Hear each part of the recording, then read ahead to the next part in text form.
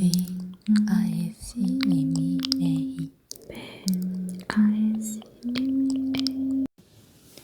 Oi pessoal, tudo bem com vocês? Hoje eu vou gravar um vídeo sobre a leitura de um livro chamado A Hipótese do Amor, que é este livro aqui, que tá mega hypadinho na internet, né? Não sei se ainda, talvez eu tenha perdido um pouco o time de gravar a história, mas eu acredito que não. Eu espero muito que vocês gostem. Tô aqui com o microfone do meu lado. Eu espero que essa gravação fique muito boa. Eu vou ler só o comecinho, né? Eu já comecei a ler ele, na verdade. Já sei que ele é bom. Eu estou aqui, eu acho que na página 60 e pouquinhos. Dá pra ver, né? Aqui, ó.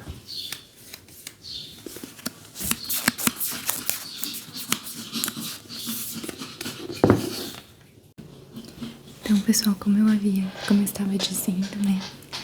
Eu vou ler a parte do prólogo, que é uma partezinha assim mais do início, mas que você precisa daquilo para entender a história. Eu não sei se vai ser só em voz suave ou se vai ser voz suave com sussurros, porque o meu cachorrinho tá aqui do meu lado e ele tá fazendo muito barulho. E eu não queria que ficasse esse som de fundo assim pra vocês, porque eu vi como fica e não é muito legal, né? Mas eu não quero fechar a porta porque senão ele também vai latir e também não vai ser legal. Então vamos ver como vai ser.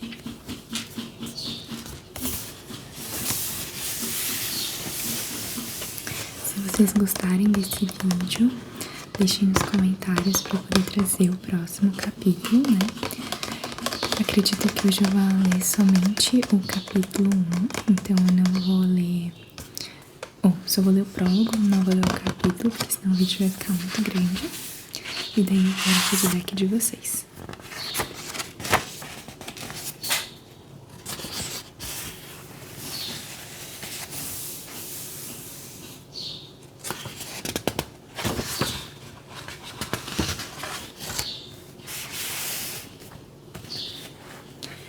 Hipótese.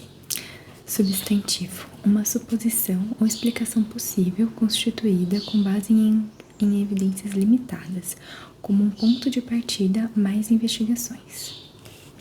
Exemplo. Com base nas informações disponíveis e nos dados coletados até agora, minha hipótese é: quanto mais longe eu me mantiver do amor, melhor vou ficar. Bem poético, né? Ai, tem um pernilonguinho aqui. Vamos.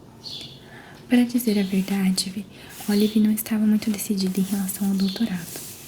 Não que ela não gostasse de ciência, ela gostava, ela amava a ciência. Era totalmente a praia dela. O motivo também não era a enorme quantidade de sinais de alerta óbvios. Ela estava bem ciente de que se comprometer a encarar alguns anos de trabalho, 80 horas por semana, sendo mal paga e desvalorizada, também não fosse bom para a saúde mental. Sabia também que as árduas noites passadas dentro de um laboratório para revelar uma porção ínfima de conhecimento banal talvez não fossem caminho para a felicidade. E que se dedicar de corpo e alma às pesquisas acadêmicas, apenas fazendo raras pausas para roubar pãezinhos esquecidos por alguém, talvez não fossem a escolha mais sábia. Olive já tinha refletido sobre todas essas desvantagens, mas mesmo assim, nada daquilo a preocupava. Ou talvez preocupasse um pouquinho, mas ela conseguiria lidar com isso. Era outra coisa que estava impedindo de se render e vender sua alma para os mais famosos para o mais famoso círculo do inferno, também conhecido como programa de doutorado. Mas então ela foi chamada para uma entrevista para uma vaga no departamento de biologia de Stanford e cruzou com o cara cujo nome ela nunca descobriu. O cara que ela conheceu depois de entrar aos tropeços, sem olhar no banheiro que entrou. O cara que perguntou: só por curiosidade, tem algum motivo específico para você estar chorando no meu banheiro? Olive deu um grito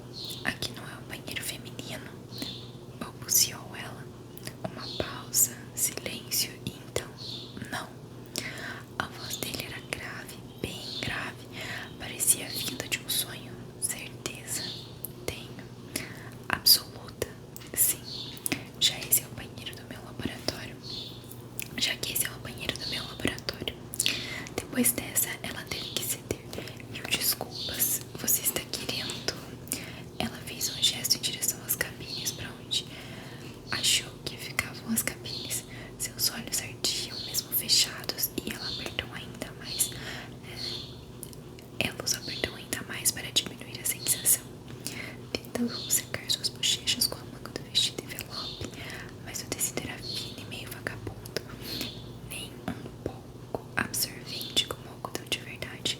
As maravilhas de ser pobre. Só preciso derramar esse reagente na pia, respondeu ele.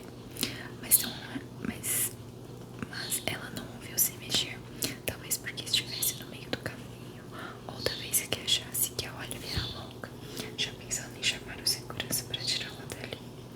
O sonho do doutorado terminaria de forma rápida e cruel. Não usamos isso aqui como banheiro, mas como lugar para descarte de resíduos e lavar os equipamentos. Ah, desculpe, eu pensei errado. Achou errado, como era de seu costume. E sua sina? Você está bem? Perguntou ele. Ele deveria ser bem alto. A voz parecia vir de uns 3 metros acima dela. Claro, por quê? Porque você está chorando no meu banheiro. Ah, não estou chorando. Bom, meio que estou, mas são só lágrimas. Sabe como é? Não sei. Ela soltou um suspiro e se recostou na parede de azulejos. São as minhas lentes de contato. Estão vencidas há um tempinho e nunca foram muito boas mesmo. Incomodam meus olhos. Eu tirei, mas... Ela deu de ombros. Demora um pouco para melhorar. Você colocou lentes de contato vencidas? Ele parecia pessoalmente ofendido. Vencidas há pouco tempo. O que é pouco tempo? Sei lá, alguns anos? O quê? Sua própria pronúncia era incisiva e precisa, vigorosa, agradável. Só 2 ou 3, eu acho. Só 2 ou 3 anos? É tranquilo. Data de validade é para fracos. Houve um som agudo, algo como um guincho de deboche. Data de validade serve para eu não encontrar você chorando no meu banheiro. A menos que aquele cara fosse o próprio Sr. Stanford, deveria parar de chamar o lugar de seu banheiro. Está tudo bem. Ela fez um gesto de desdém com as mãos. Teria revirado os olhos se não tivessem queimando. Normalmente a ardência passa rápido depois de alguns minutos. Então você já fez isso antes? Ele franziu a testa. Fiz o quê? Usar lentes de contato vencidas. É óbvio, elas não são baratas. Olhos também não são. Bem pensado. Ei, a gente já se esbarrou? Pergunta ela. Talvez ontem à noite no jantar de aspirantes a uma vaga de doutorado. Não, você não estava lá? Não sou chegada nessas coisas. Nem na comida de graça. Não compensa o papo furado. Que tipo de estudante de doutorado diria uma coisa daquelas? Ele deveria estar de dieta, só podia. E Olive tinha certeza de que ele era um estudante de doutorado. O tom de voz snob e condescendente denunciava logo. Todos os doutorandos eram assim. Achavam que eram os melhores, que todo mundo, só porque tinham o privilégio questionável de trucidar mosquinhas na fruta, em nome da ciência, por 90 centavos por hora. No cenário sombrio e deprimente da academia, os alunos de pós-graduação estavam na base da pirâmide das criaturas e, portanto, precisavam convencer a si mesmos de que eram os melhores. Olive não era psicóloga nem nada, mas aquele parecia um caso clínico de mecanismo de defesa. Você vai fazer entrevista para uma vaga no programa? Perguntou ele. Isso, para a turma de biologia do ano que vem. Caramba, os olhos dela ardiam. Ainda ardiam muito. E você indagou ela, pressionando as palmas das mãos nos olhos. Eu? Há quanto tempo está aqui? Aqui? Ele fez uma pausa. 6 anos, mais ou menos. Ah, você vai se formar em breve, então. Ela pareceu a hesitar. Ela percebeu a hesitação dele e imediatamente se sentiu culpada. Olha, não precisa me dizer. Primeira regra do doutorado: não pergunte a outros estudantes sobre o progresso da tese deles. Um segundo se passou, depois outro. Certo. Me desculpe. Ela queria conseguir enxergá-lo. Interações sociais já eram difíceis por si só. Daquele jeito, então, tinha menos informações ainda sobre como deveria agir. Não foi minha intenção soar como os pais no almoço da ação de graças. Ele riu de leve. Você jamais conseguiria. Ah, ela sorriu. Pais irritantes? E os almoços de ação de graças e os almoços de ação de graça ainda piores. É nisso que você se dá, americanos saírem de Commonwealth.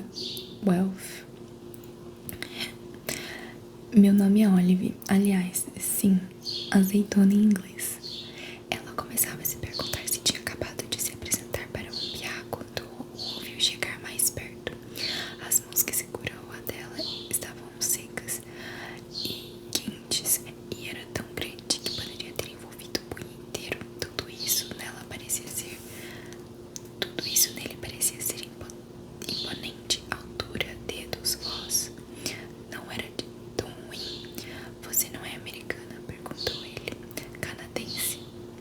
Olha, se você por acaso falar com alguém que está no comitê de admissões, poderia, por favor, não mencionar esse meu infortúnio com as lentes. Acho que ia me fazer parecer uma candidata muito brilhante. Não ia me fazer parecer uma candidata muito brilhante. Você acha? Disse ele com frieza. Ela o teria fuzilado com o olhar se conseguisse, ou talvez tivesse conseguido, porque ele riu. Foi um riso abafado, mas ela percebeu. Ele meio que gostou. Ela soltou a mão e então ela percebeu que ele estava agarrado à mão dele. Ops, está pensando em se matricular? Intacou ele. Ela deu de ombros. Não sei se vou conseguir uma vaga. No entanto, ela e a professora que a entrevistou, doutora Aslan, tinham se dado muito bem. Olive gaguejou e se enrolou bem menos que o normal. Além disso, seu coeficiente de rendimento e a sua nota da prova para o doutorado eram quase perfeitos. Às vezes não ter vida até que servia para algumas coisas. Está pensando em se matricular se conseguir a vaga, então? Ela seria idiota se não se matriculasse, afinal, tratava-se de Stanford, um dos melhores programas de biologia, ou ao menos era o que Olive vinha dizendo assim mesmo para encobrir a verdade apavorante. E a verdade é que ela não estava muito decidida em relação ao doutorado.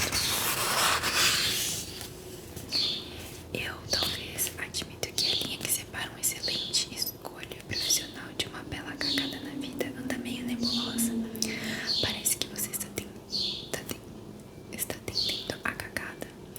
Pela voz dele, parecia que estava sorrindo. Não, bem, eu só... O quê? Ela mordeu o lábio. E se eu não for boa o suficiente? Disparou ela. Meu Deus, porque ela estava compartilhando os mais profundos e secretos medos de seu coração com aquele cara aleatório no banheiro. E para que isso, no final das contas? Sempre que ela expunha suas dúvidas para os amigos e conhecidos, todos automaticamente respondiam com as mesmas palavras vazias de encorajamento. Você vai ficar bem, você consegue, eu acredito em você. Aquele sujeito certamente ia dizer a mesma coisa. Estava prestes a dizer, a qualquer momento. Por que você quer fazer isso? Perguntou ele. Hein? Fazer o quê? O doutorado. Qual é a sua motivação? Olive pigarreou. Sempre tive uma mente questionadora e o doutorado é o ambiente ideal para estimular isso. Vai me proporcionar habilidades importantes. Ele deu uma risada de deboche. Ela franziu a testa confusa. O que foi? Indagou Olive. Esqueça essa frase que você encontrou em um livro preparatório para entrevistas. Porque você quer ter um doutorado. Mas é verdade, insistiu ela, com menos autoconfiança. Quero aperfeiçoar minhas habilidades de pesquisa. E é porque você não sabe o que poderia fazer? Não. Por que não conseguiu um emprego no mercado? Não, eu nem tentei. Ah, ele se mexeu num vulto grande e embaçado, chegando mais perto dela para derramar algo na pia. Olive sentiu o cheiro de eugenol, sabão de roupa e pele masculina. uma combinação estranhamente agradável. Preciso de mais liberdade do que o mercado pode oferecer. Você não vai ter muita liberdade na academia. Sua voz estava mais próxima, como se ele não tivesse se afastado ainda. Vai ter que bancar seu trabalho com bolsas de pesquisas ridiculamente competitivas. Ganharia mais dinheiro num emprego de escritório que lhe permitisse cogitar ter finais de semana. Olive fez cara feia. Está tentando me fazer desistir? É algum tipo de campanha contra usuários de lente de contato vencidas? Não. Deu para perceber que ele estava sorrindo. Vou deixar para lá e acreditar que foi só um lapso. Eu uso essas lentes o tempo inteiro e quase nunca localizo de lapsos, evidentemente. Ele suspirou. O negócio é o seguinte: não tenho a menor ideia se você é bom o suficiente, mas não é isso que deveria se perguntar. O custo-benefício da vida acadêmica é muito ruim. O que importa é a sua motivação para estar na academia. É bom o suficiente. Enfim, porque o doutorado, Olive? Ela pensou sobre isso, pensou e pensou. Então falou com cuidado. Eu tenho uma indagação específica de pesquisa, algo que eu quero descobrir. Portanto, ali estava a resposta, algo que temo que ninguém vai descobrir se eu fizer. Uma indagação. Olive sentiu uma mudança no ar e percebeu que ele estava apoiado na pia. Isso, a boca de Olive estava seca, algo que é importante pra mim, e eu não confio mais em ninguém pra pesquisar, porque até agora não foi feito, porque algo ruim aconteceu, porque quero fazer a minha parte para que não aconteça novamente. Eram reflexões pesadas, parecia fazer na presença de um estranho, na escuridão dos olhos fechados. Então a luz abriu, a visão ainda estava embaçada, mas a Alice tinha praticamente sumido. O cara estava olhando para ela, com os contornos ainda meio nebulosos, mas sem dúvidas ali. Sim, esperando pacientemente que ela continuasse. É importante pra mim, repetiu ela. A pesquisa que quero fazer. Olive tinha 23 anos e era sozinha no mundo.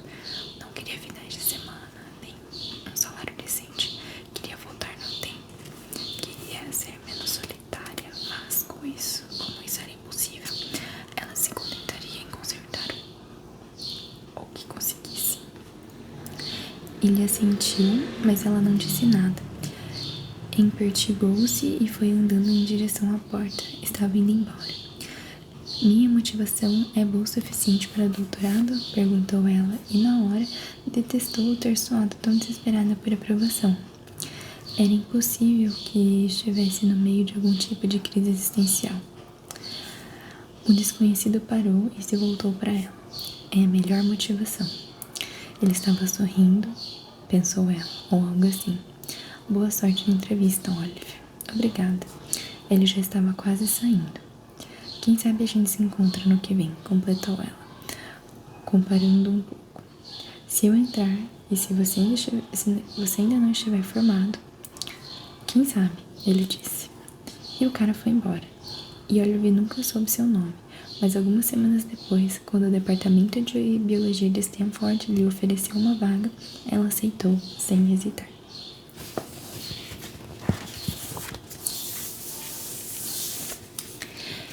Então, pessoal, esse foi o prólogo do livro A Hipótese do Amor. Se vocês gostaram dessa leiturinha, deixem nos comentários. E se vocês quiserem uma parte 2, eu posso pensar em trazer aqui pro canal.